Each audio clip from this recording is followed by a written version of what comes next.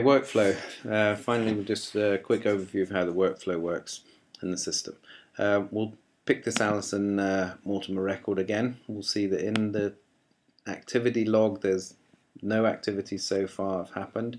We've got a few logs in there of things we've done with this person, and what we're going to do is add this candidate to a job that we created earlier in the system with a company called Training Institute or Institutions. We've got a job, I've got a filter on there. We've got a job there for the proprietor role at the Training Institute, and the hiring manager was David Train. So let's go back to the candidate. We're looking at Alison Mortimer's record, job activity. I'm going to click on the plus button. Now there's two ways to do this. You can go to the job and choose a candidate, or you can go to a candidate and choose a job. So click the plus button, we're going to choose a job. So now I can filter out of this list for the companies if we want. So I'll just filter for, what was it was a training, wasn't it? The Training Institute. I'll just put training, and we get a filter now for the proprietor job. Obviously if it filters for job title or company, so I'm going to choose the Training Institute. And in the background you'll notice that it's logged against Alison Mortimer's record, the job number of this particular job, the company, and the role. Okay, so what we're going to do, this little pop-up from this pop-up window, this is the job activity window or the workflow, where every single action that happens between a client and a candidate once you start sending CVs or setting up interviews, this is where it's all logged. So to get any process happening, you just click on the tab that you want for that process. So what you're looking at here is the job details and the candidate details and some more information about the job, all laid out in front of you. To set up an internal interview, you go to the interview tab. To send the CV to the client, you click on the CV send. External interviews or making offers, so forth. Just click on the tab you'd like, and then choose the function button to carry out that process. So in this case, we're going to send the CV to the candidate, the client. Click on the CV send tab, send CV.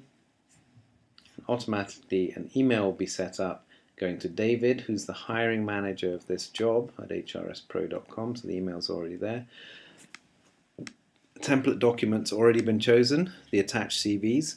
Please, further to the conversation, find the candidate for the role of proprietor. Please find attached the CV of Alison Mortimer. So it's automatically put in that information.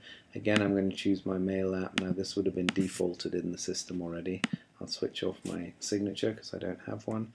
You notice in the link area it's going to link it automatically to, even though the email's going to David, it's going to link it automatically to Alison, and it's automatically going to attach any CVs that belong to Alison for the email, CV for emailing. So let's send that email now, and again this will load your email package up, create a new document for that email in the background, and have it ready to go in the system, all in your drafts ready to go. And then you'll be asked if you want to create a follow-up to do on alert for that particular action, as we did before. So that's the email, that's already gone. If we close out this workflow, we'll now see that we've got the job activity, send CV to client, Training Institute, so forth, and a tick saying the first stage of this process has happened and that you've sent, the progress is send CV to hiring manager. Second stage, we can open this up if the client came back to us and said, yeah, wonderful. I'll show you actually before I do that in the job, which we can go to by clicking on the triangle next to the link. In the job, we now have a candidate that's been put forward for this job, Alison Mortimer. And again, the same progress has happened. So by clicking on the arrow in this job activity, it will load the job activity window again, where we can create the interviews. So we had the CV send, and we've got a tick up there, say CV send's done. We've selected the email, and that's all been ticked. Creating an interview, go to the interview tab, create a new interview, add the interview date, so we'll say it's tomorrow. The interview time is at 10:30. The interview type, it's a client interview, the first of the client interviews, and I'm going to link it to the hiring manager, David, of this particular job, and obviously you can create the interview confirmation letters on the right hand side here, which I'll do. So this will set up the emails ready to go to send them to the client. So in this case it's the candidate first. So hi Alison, congrats on getting the job. There are all the details of the job.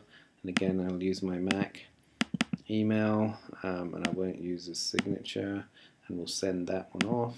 So that one will go off, and this one's opening up my email package again, which will put in the information as we've requested. Hold on, I've got to close out this window now. Oops, sorry, it won't let me close out these windows.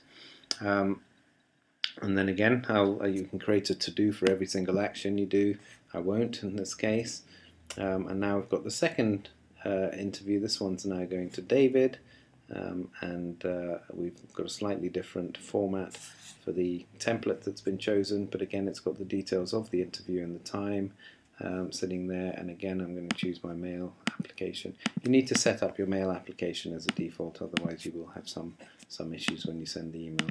And again, you can send that email off, and it will do the same thing as before, loads up your email, populates all the information there, and you're ready to go. So I won't create a follow-up to do again, but that's how you create the first part of setting up your interviews. We look at the job activity now. There are two things there. The job activity will show that an interview has now been created and the date and time of that interview, who it's with. You've got the ticks of the various processes that have been happening.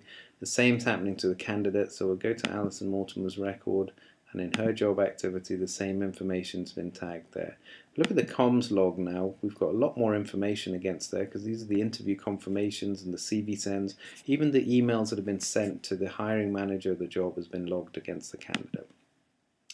So let's go back into the confirmation, the job activity, and this time we're going to create an offer letter or placement. You can just do it either way. So let's just say in this case it's a permanent placement. The potential start date for the job is the 29th. We've got a specific salary there.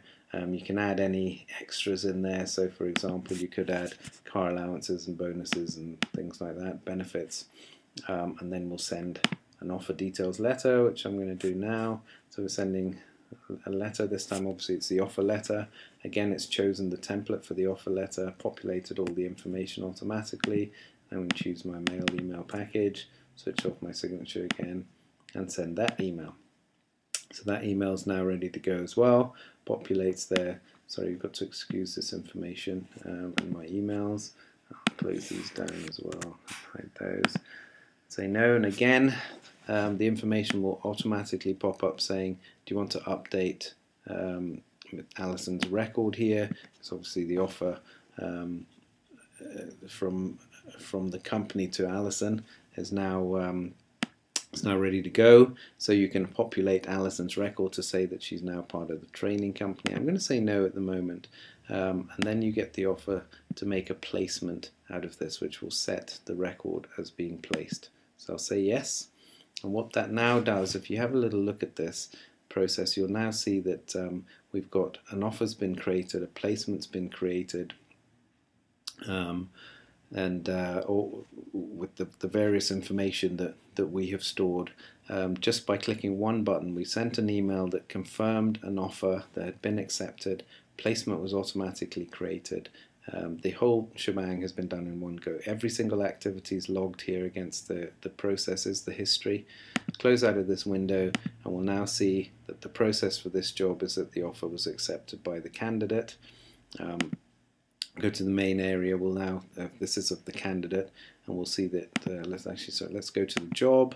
In the job, the same thing's happening here. We're looking at the job. We'll see that in the job activity, the offer's been accepted by the candidate. We can now close this job if we'd like. So the job is now closed. And we'll notice that in the placement, we have a placement for Alison's record there. So she's now been placed. We can now create an invoice if we'd like from the placed record by just clicking on the placement tab and then creating an invoice from the back office. So you'll see that if there was an invoice, it would be sitting there in the back. These are the details of the particular job. What's happened, the percentage, sorry, should be 0.25. Put put that in, which gives you a £7,000 placement. If it was an agreed fee, you'd have an agreed figure there. You can share this placement with 2 other contacts, so it's not 100% placement, it could be 50%. It could be shared with Wayne Rooney, for example. We share it at 50-50, or you can change the split, and it will show what the commissions due for each person would be based on, or the split for that, what the commissions will be calculated on this particular placement. So close that window down, and we'll now see that we've got a completed workflow process from start to scratch, all logged. The job has logged all the letters and communications that have happened.